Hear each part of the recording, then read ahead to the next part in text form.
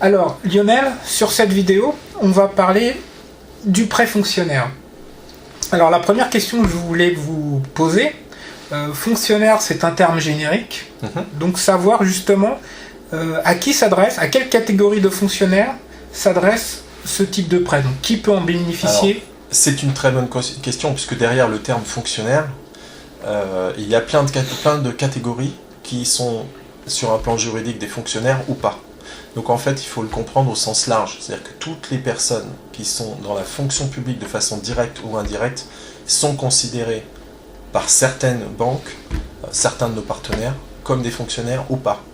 Donc là, il est très utile d'interroger quelqu'un qui a beaucoup d'expérience, et c'est la force de la maison du prêt immobilier, puisque nous connaissons toutes les situations. Il est évident que quelqu'un qui est fonctionnaire titulaire n'a pas le même régime juridique que quelqu'un qui est vacataire, c'est-à-dire qui a un contrat d'1 an dans la fonction publique. Cela dit, dans certains cas, y compris un vacataire ou quelqu'un qui a 3 ans de contrat CDD depuis 1 an, dans certaines professions, on va pouvoir les financer puisqu'il y a 3 ans d'ancienneté dans le domaine hospitalier par exemple. Donc en fait, il y a une multitude de cas pour lesquels il vaut mieux se renseigner en amont, mais il ne faut exclure aucune catégorie de fonctionnaires. Par exemple, dans l'armée, vous avez des gens qui ont des contrats de 7 ans. Donc il y a une multitude de contrats différents. Et à chaque situation, nous avons des réponses favorables dans 99% des cas. Donc il ne faut pas hésiter à interroger nos experts. Et en fonction de l'administration dans laquelle ils sont, on va pouvoir les financer sans souci en général. Oui, parce qu'en fait, les fonctionnaires, il y en a au niveau national, il y en a au niveau territorial, donc ça s'adresse quel que soit le...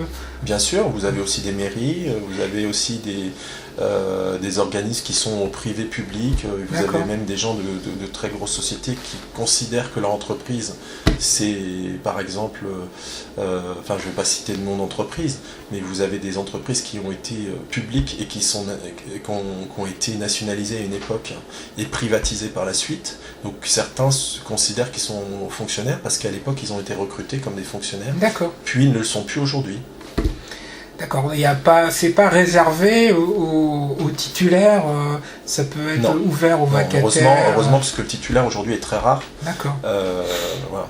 Donc ça, et puis de toute façon, le fait d'être recruté de façon directe, indirecte, en CDI, en CDD par l'administration ou par un organisme semi-public, semi-privé, c'est un avantage chez certains de nos partenaires et que l'on connaît bien.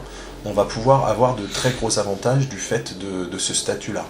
Alors, puisque vous parlez d'avantages, on va rebondir sur la prochaine question, c'est justement où se situent les avantages de ce type de prêt? Est-ce que c'est au niveau des taux? Est-ce que c'est au niveau du montant d'emprunt? Alors, je pense à quelques partenaires qui vont cibler la clientèle, une certaine clientèle, et elles vont faire toute une liste d'avantages qui peuvent être énormes. Par exemple, une exonération de frais de garantie. D'accord. Par exemple, c'est-à-dire qu'au lieu d'avoir une hypothèque, on va avoir une caution, et quelquefois la caution va même être prise en charge. C'est-à-dire que la personne ne la paiera pas, sous condition de souscrire une mutuelle ou d'être déjà dans une mutuelle. Et ceci seulement dans certaines banques. Donc là, il est très important dans ce cas-là de faire appel à un courtier, puisque le courtier travaille toutes les banques. Donc il va, en fonction de la catégorie, il va envoyer la personne au bon endroit, et pour qu'il profite peut-être d'assurances souvent moins chères. Donc par exemple, il n'est pas rare de voir des assurances moins chères, il n'est pas rare de voir des frais de garantie moins chers, voire même des taux prioritaires. Au niveau du montant est-ce qu'on peut avoir plus de crédit? Du fait que vous avez un taux et une assurance moins chère et moins de frais de garantie, vous allez pouvoir plus facilement emprunter sans apport, par exemple. Vous allez pouvoir plus facilement emprunter pour une mensualité plus faible, puisque votre taux va être plus bas et votre assurance plus basse. Donc, évidemment, la distinction est très fine entre toutes ces catégories, et il faut s'adresser à des personnes expérimentées qui connaissent toutes les différentes catégories, et qui, en fonction de votre catégorie, va vous adresser dans la bonne banque, avec, si possible, avec des taux négociés, comme c'est le cas de courtiers, comme la maison du prêt immobilier. Oui, donc vous donnez un coup de fil ou laissez une fiche sur votre site. Vous faites une fiche pour un prêt fonctionnaire où vous appelez au 01 69 30 10 10, c'est ça ? 01 69 30 10 10. De toute façon, le numéro sera sur la vidéo. Et voir si vous avez justement accès à ce type de prêt ou pas. Et alors j'insiste sur autre chose, c'est-à-dire qu'en fonction du moment de l'année, une banque va être plus ou moins bien placée. C'est-à-dire que nous, on est en contact avec toutes les banques, donc il va y avoir des saisons où on va plus facilement envoyer un profil parce qu'on sait qu'une banque a des taux plus bas, donc c'est le métier du courtier, par rapport à une autre. Donc on peut pas, ça serait trop simple de dire qu'une banque est plus favorable aux fonctionnaires que les autres. Chaque banque peut intervenir pour un fonctionnaire. Il y en a qui ont des avantages plus intéressants que d'autres. Mais en fonction du moment de l'année, c'est-à-dire que si vous voulez vraiment à un moment avoir le meilleur taux, il n'y a que le courtier qui pourra vous l'indiquer.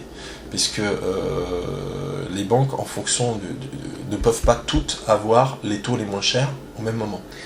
C'est la vidéo qu'on a fait d'ailleurs sur le métier de courtier, où vous précisez justement quels sont les avantages de passer par un courtier, puisque vous avez justement un réseau bancaire, vous avez des taux préférentiels, vous faites jouer la concurrence, donc ça se retrouve aussi sur ce type de prêt en fait. Absolument, et sans compter les personnes, c'est-à-dire que dans les banques, vous avez des personnes qui ont l'habitude de ce type de clientèle. Donc comme c'est très complexe, on va forcément travailler avec certaines personnes dans certaines banques. Par exemple, nous, on a 250 agences bancaires en Île-de-France. Donc, à force de faire des volumes importants de crédit pour les fonctionnaires, forcément, on va savoir qui a des affinités et qui va pouvoir nous obtenir où est-ce qu'on va pouvoir négocier les meilleurs taux. Donc en fait, gain de temps, puisqu'il n'y a qu'un seul rendez-vous, vous avez accès à plusieurs banques, et gain d'argent, puisque vous pouvez avoir les taux les plus bas en fait. Oui, puisque après, par rapport au taux de banque, nous, notre métier, c'est aussi de négocier pour avoir un taux encore plus bas.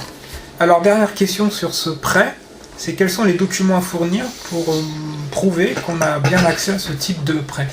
Alors, comme pour tout dossier, on demande les bulletins de salaire, parce qu'en général, un fonctionnaire est salarié en CDI ou en CDD. Donc, en fonction, ça va être les 3 derniers bulletins de salaire en général et celui de décembre. Voilà, donc c'est principalement... Juste les fiches de paye Sauf pour certains qui sont contractuels depuis plusieurs années, où on va leur demander, par exemple, pour prouver qu'ils sont... pour justifier qu'ils ont 6 années... Il y a certainement qui vont demander 6 années ou 3 années pour ceux qui sont en CDD et dans certaines administrations.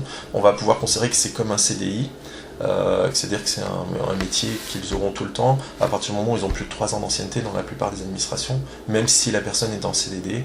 Très souvent, il y a certaines banques, certains de nos partenaires qui vont donner les meilleures conditions du fait que la personne a 3 années, voire 6 années d'expérience. Oui, ce sont les CDD renouvelés à vita aeternam. Y compris dans l'administration.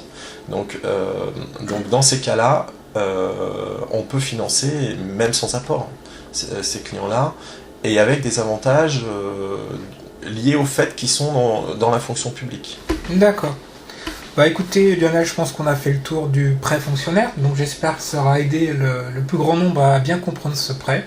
Je vous remercie. Au revoir Lionel. Au revoir.